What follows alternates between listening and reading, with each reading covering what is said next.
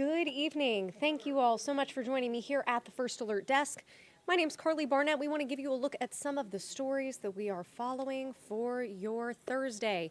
Remember, you can join us tonight on Peachtree TV at 10 o'clock and WANF at 11. And the news, of course, is always on AtlantaNewsFirst.com, as well as our Atlanta News First app. I see several of you already joining.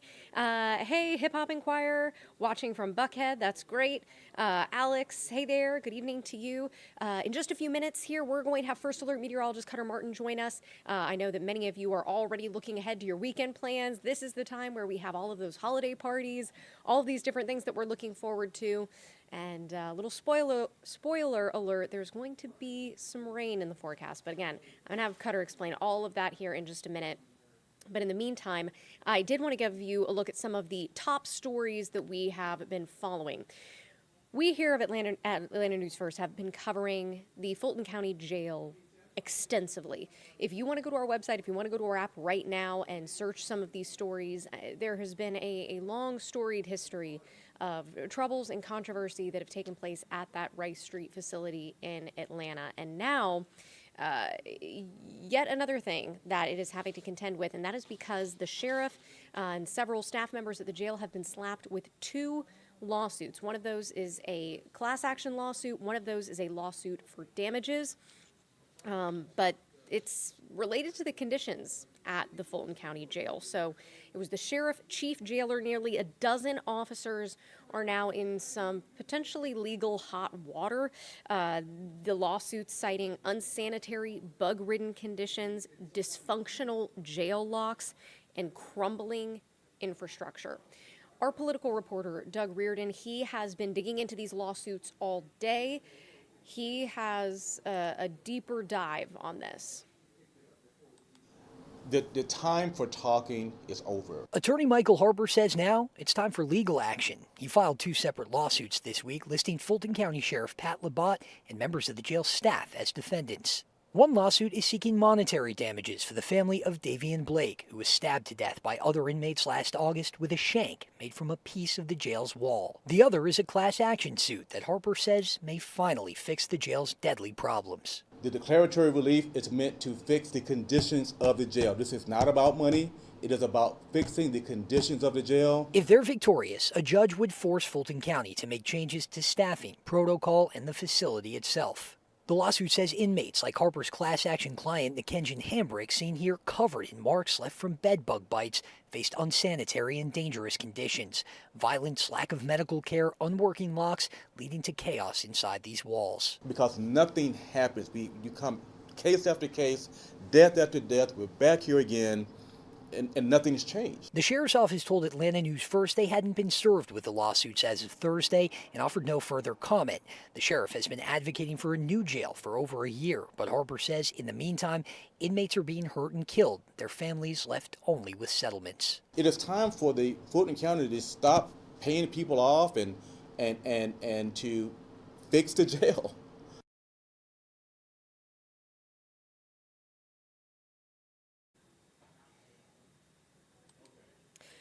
So Harper says that he named the sheriff as the defendant because Fulton County commissioners have sovereign immunity. That means they can't be sued in their capacity as elected officials. Now, these lawsuits come, you'll remember, just a few weeks after the U.S. Department of Justice issued a report labeling jail conditions unconstitutional.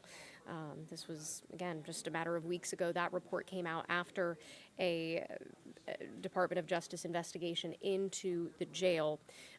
And again, if you want to read more about the history here, we have several more articles about this on AtlantaNewsFirst.com. Donald, I see you're joining us now. David, he's referencing Franklin County, jail conditions there. Yes, certainly, I'm sure that the Fulton County Jail is not, unfortunately, the only facility where these things may allegedly be happening, but it has been the focal point for several years now of the conditions, the safety aspects, and potentially how they may have to overhaul the way they do things there. All right, taking you now to this next story. This is something that we have been continuing to follow now for the second day. This is testimony continuing after a little 8-year-old girl was found murdered, and the woman accused of killing her is her mother's girlfriend. And our reporter, Adam Murphy, he was at the Gwinnett County Courthouse all day. He was listening to witness testimony. Here's what came from court today. Swear affirm the testimony you're about to give be the truth, the whole truth, and nothing. On Thursday in Superior Court, the state presented more damning evidence in the case against Celeste Owens. Owens is accused of murdering her girlfriend's 8-year-old daughter, Amari Hall. Multiple experts took the stand, including Gwinnett County Detective Randy Blackburn, who said Owens was spotted on camera renting a U-Haul van from the A1 mini storage around the time Hall went missing. Owens was also seen on camera driving the van back to the extended stay hotel where she was living, and then to a wooded area in DeKalb County, where Amari's body was eventually discovered. Were you able to determine an approximate mileage from the A1 mini storage to the hometown studios to the location where Amari's body was found and back to the A1 mini storage? I was, yes. What was that? And it was approximately 27 miles, the exact mileage that the defendant had driven on November 19th, 2021. Detective Blackburn also stated that Celeste Owens was seen buying cleaning products like bleach and latex gloves from a dollar store while she was in the U-Haul. Can odor, in your experience in training, be cleaned away with products Yes. like bleach or any other types of items? Yes. Lastly, crime scene investigators described how Amari had lacerations on her arms and other visible injuries when they located her body. She was located with 3 white-colored trash bags around her body. She had one that had been slipped over the head, came to an endpoint around the abdomen. The second was over the legs and stopped short of the hips. There was a 3rd trash bag that was wrapped around her abdomen, torso area near the center and tied with a black-colored rope. Adam Murphy, Atlanta News First.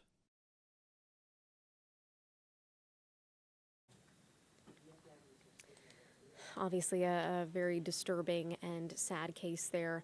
You can continue to check back with us online and on air for the continued updates that we receive as the trial goes on. Now, this next story, we brought you the information just the other day about some 911 calls regarding this teenage volleyball player. Get her, Amanda Sylvester's image up for you here. So our reporter, Chelsea Bimefor, she got her hands on those 911 calls that revealed there was some confusion in regards to sending an ambulance. Unfortunately, Amanda Sylvester was at practice when she collapsed and eventually passed away. And we have our reporter, Madeline Montgomery. She is at a vigil right now. She's speaking to those who were friends with Amanda, who loved her. And we did get some new surveillance video of practice that day. I do want to warn you, this may be difficult for some of you to watch, but we have just obtained this surveillance video. It shows the moments inside the Tracy Wyatt Recreation Center where that practice was taking place. Amanda Sylvester, she's seen jogging with her teammates. She stops, she places her hands on her knees, and then she starts up again.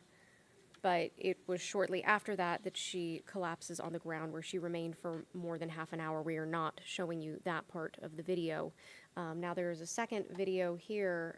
This is from the parking lot, where eventually, after waiting for an ambulance, it was Amanda's mother that came and personally drove her to Children's Healthcare of Atlanta, where she later died. But again, we had talked to you about there was confusion over whether this was a life or death situation, and unfortunately that was the case. So we know that this has hit her teammates hard, her family hard, her friends just really difficult news to have to grapple with. So our reporter, Madeline Montgomery, she is at that vigil where she is speaking to those people who are honoring her memory and who want to share special memories of what Amanda did for them, who she was to them. So that will be a little bit later on tonight. Now, I know that these have been a lot of heavy stories, and this, trust me, guys, these are the stories that we never like to have to cover for you all, but we do want to let you know what's going on. And I do have something positive that you could tune in for a little bit later. This is great. I mean, it's the holiday season. It's a season of giving, and Glide Pizza in Old Fourth Ward, they're doing something pretty special tonight. They are donating everything that they make right back to their employees. So, hey, we know times are tight right now. We know especially as the holidays get ramped up, it gets even tighter. So just one way the community is getting back. And, of course, this is just a small sampling of the stories that you'll see later on tonight. Let's go ahead and take you live outside. Beautiful look at Atlanta, but we know it's cold out there. And it's going to stay pretty cold, but of course, it's never too soon to start looking ahead to the weekend. Or Christmas. Or Christmas, or Hanukkah, or any and all of the above. And we have First Alert Meteorologist Cutter Martin here to tell us more about it, how we can plan, how we can prepare. Tomorrow is Friday, Cutter. Whoop whoop. And we want to know what we can do with our Friday. We or you? Yeah, I'm making you stay All up of here. us. Yeah. All of us, everyone included. Yeah. Those here, those there. Everywhere. Yes. Do you like the, if it's chilly, it's not bad if it's sunny, right? See, I don't mind it. I don't mind the cold up until through the holiday season. Okay. After that, it's just cold without purpose Okay. to me. It doesn't make me feel warm and cozy anymore, but it gets me in the mood for the holiday cheer when I can, bundle up a little bit. Oh, absolutely. Perfect segue there, too, because we do have some cold air. In fact, we're going to talk about how the pattern is going to be more or less reshuffling a little bit, and maybe another blast of cold air, so a fresh round of chill as we get into the holiday season. And, technically we're already there, but I mean, right up on Christmas. That's a possibility, something to watch, something to track, and something we will be talking about this evening on Atlanta News First Plus. Again, I want to thank you for tuning in and for watching. I'm First Alert Meteorologist Cutter Martin here with a check of the First Alert forecast. It looks like on YouTube we have quite a few people watching. Hip Hop Inquirer Alex Corbin watching from Buckhead, and from East Point, Donald Olson is watching. Olson is watching from Palm Beach, it looks like. Let's see. David Ramey is watching as well. Mike Benedetto and Sylvia. Thank you for watching, for tuning in, and a reminder, if you have any weather questions, comments, concerns, two places we can chat, one of which, fix my hair a little bit, one of which is on YouTube. Atlanta News First is the account that we're streaming on right now. Also, you can text us. In addition to watching online, you can text us. We're going to throw that number up here really quickly. 470-777-WANF, whether it's a First Alert weather day or not. Anytime we are streaming, send us your questions, or if it was a busy weather day, you could send us photos, videos, let us know what you are seeing. But for tonight's purpose, 470-777-WANF 9263. Just give us a holler. Let us know if you do have any weather questions, because there is certainly some weather to talk about. And on that note, going to pop up current temperatures out there, because we are getting pretty chilly out there. Kind of chilly this afternoon even, despite the sun. But now that the sun has set, it is becoming sharply colder out there, down to 44 at Hartsfield-Jackson Atlanta International Airport, and conditions are favorable for temperatures to continue to cool. So we're not done cooling. Certainly, we do have a cold night in the forecast tonight. Already down to 36 in Carrollton. We're already at freezing up in Ellijay, 37 Helen, 36 Griffin, 38 and Eatonton. So most are in the 30s. Some spots, Athens, Gainesville, Canton, the city of Atlanta, still in the 40s, but we are certainly 30s bound. It's going to be a cold one out the doors tomorrow morning, so just keep that in mind. Cold weather once again, despite it warming up. Technically, the warm-up has already begun. In fact, I have another graphic I can pull up, and this is, 24-hour temperature change, how temperatures have trended over the past 24 hours. And notice how technically most of the, especially this afternoon, most of us warmer than just 24 hours ago. And even this evening, hang on to some of that warmth. when it comes to the difference in temperature over the past 24 hours, as you just saw, 30s and lower 40s, it's cold. It's coat-worthy out there this evening and certainly out the door tomorrow morning. Good news, we have a mostly clear sky. That, though, will change overnight tonight. Today was nearly complete sunshine. After yesterday morning's clouds, the afternoon and the evening was mostly clear, but we're going to change that again as we head into the overnight hours, early tomorrow morning. Some high wispy clouds moving back into North Georgia and metro Atlanta. So the sky will cloud over tonight. That's one of the reasons why we won't be quite as cold as the past couple of nights. Again, we're going to take you to forecast low temperatures here. Just bear with me for one moment. There we go. That's the right graphic. So low temperatures tomorrow morning, again, a handful of degrees cooler than right now in the city of Atlanta. LJ and some of our mountain communities are dropping, and then we'll kind of level off as the clouds move in. So not that much colder tomorrow morning versus where you are right now. 32 your forecast low in LJ, 35 Atlanta, 30 freeze, like many folks in Carrollton and across the board here. So Helen, Canton, LJ, Rome, Athens as well, Carrollton, Covington, Eatonton, all these communities, if you just heard your community called out, or if you live in or near those areas, freeze is in the forecast tonight. Light freeze, though, and probably will be some frost out the door in the morning. I think the setup is more favorable for you to actually see frost, despite it being cold enough for frost yesterday morning and in some areas, and then everywhere this morning. Wasn't quite as much as there could have been, but I think the setup is better for frost to form tonight into tomorrow. So you may notice that. You may see it out the door, may have to defrost, or maybe do a little bit of scraping if you parked outside in the driveway tonight. So just keep that in mind. Could be a little bit of frost out in the morning. You may need an extra 30, 45 seconds max if you're just giving a quick scrape. That's about it. And then as we head into tomorrow, mention more clouds, and that's going to kind of pause or warm up a little bit. I think the potential is there for tomorrow to still be a couple degrees warmer than this afternoon. We're up to about 54, 53 today. We'll get that official climate report here in just a few minutes from the National Weather Service. But 53 or 54, that was Atlanta's high today. Going 56 tomorrow, clouds moving in. It could have been warmer. If we had kept the sunshine tomorrow, we could have been in the upper 50s, but we're going low to mid 50s across the metro as clouds move in. Winds tomorrow being kept in check, not going to be all that windy. We'll call it breezy at times. These are wind gusts. We're talking 10 to 15, maybe 15 to 20 at times, just gusts. So occasionally a breeze is kicking up, but all in all, it's not a bad Friday at all. Maybe not as sunny as today. Maybe still a little cool for your liking, but not bad. Average high temperature is 57. We're going 56 as mentioned in Atlanta, 56 Helen, 58 in Gainesville, 60 in Eatonton, 60 in LaGrange. So not a big range in temperatures tomorrow. Most in the mid-50s on the cool end, up to right about 60 degrees on the warm, let's move my hands in there, warm end of things. It's not going to be warm tomorrow, but still warmer than today. And, of course, that warmer end of the range will include temperatures in the upper 50s to right around 60 degrees.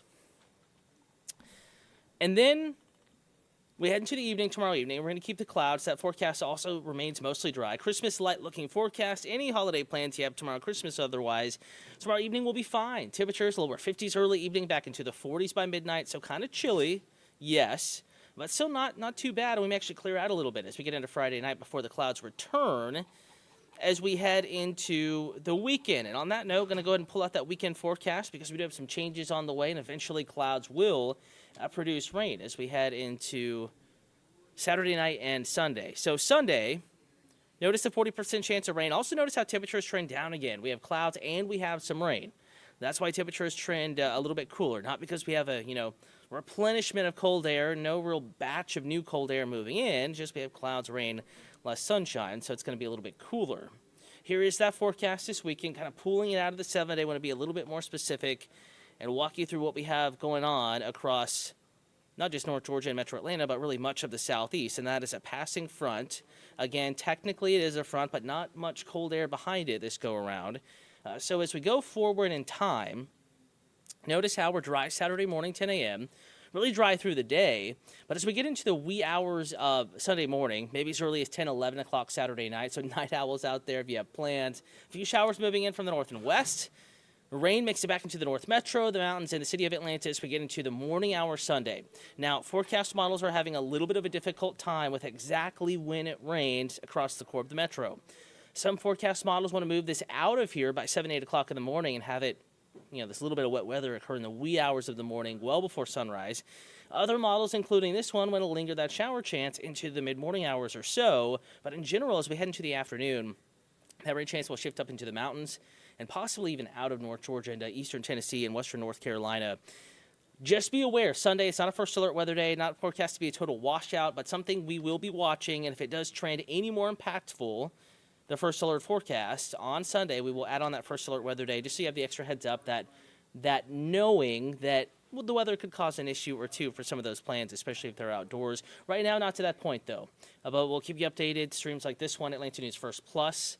Also at AtlantaNewsFirst.com. You can watch us Roku, Amazon Fire, pretty much anywhere. YouTube as well, if I didn't already mention that. Monday, we're back to a little bit more sunshine. We're dry, mid-60s. Tuesday, spotty rain chance, mid-60s. Upper 60s, pushing 70 on Wednesday.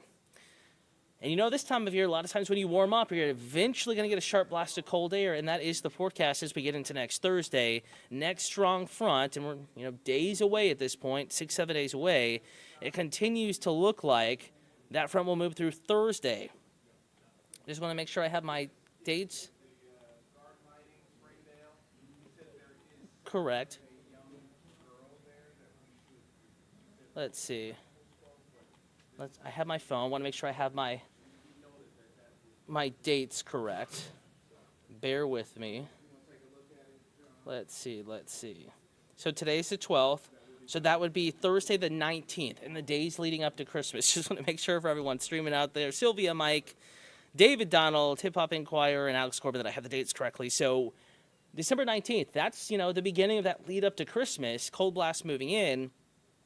And also want to remind you that 10-day forecast is not only in the First Alert Weather app, but at AtlantaNewsFirst.com. So this takes us out through Thursday. Let's go ahead and take you just a little bit further out into the future. This is AtlantaNewsFirst.com. Excuse me there. Click on the First Alert Weather tab up at the top of the page. That will lead you to the latest forecast, video and written. And as we scroll down, notice how as you get below current conditions, you have the hourly forecast 3-day. I'm clicking on 10-day, and there is Thursday the 19th, 59, Friday the 20th, 49, Saturday the 21st, 48, and there are signs that it could be colder than that.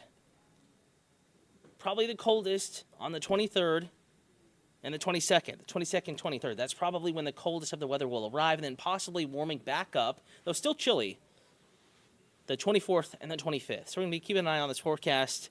Doesn't look like anyone is too concerned out there on the chat threads, but the streaming threads and the kind of question and answer places, Atlanta News First, YouTube account, also that text line. And again, we'll be watching it. Cold, yes, but looks pretty dry. And we are going to be keeping an eye on the forecast if we do need to fine-tune that Sunday rain chance. And the cold weather that is looming just beyond the end of the 7-day forecast, we will do so. We will keep you alert. And if it looks like the weather could impact your day, or maybe you're having to switch up the wardrobe, the plans with that big drop in temperature, we'll throw on the First Alert Weather Day just to keep you updated, make sure you are aware of that weather change. In the meantime, I want to let you know, First Alert Meteorologist Patrick Pete is back at 10 p.m. New data coming in then. He might fine-tune or tweak that Sunday forecast just a little bit. You can stream the forecast, watch it on TV, on Peachtree TV at 10 p.m. on Atlanta CW. Again, Peachtree TV. Also, the late news tonight at 11 p.m. on WANF. I want to thank you for tuning in and for watching. Also, a reminder, even if you can't stay up late with us, Morning Team is back starting at 4:30. And you can always hit us up on social media, X, Threads, Instagram, Facebook. Ask your weather questions, and we'll be here to give you the answers, give you the first alert. Again, thank you for tuning in and for watching this evening on Atlanta News First Plus. Stay warm. Coats tomorrow. Clouds back tomorrow afternoon.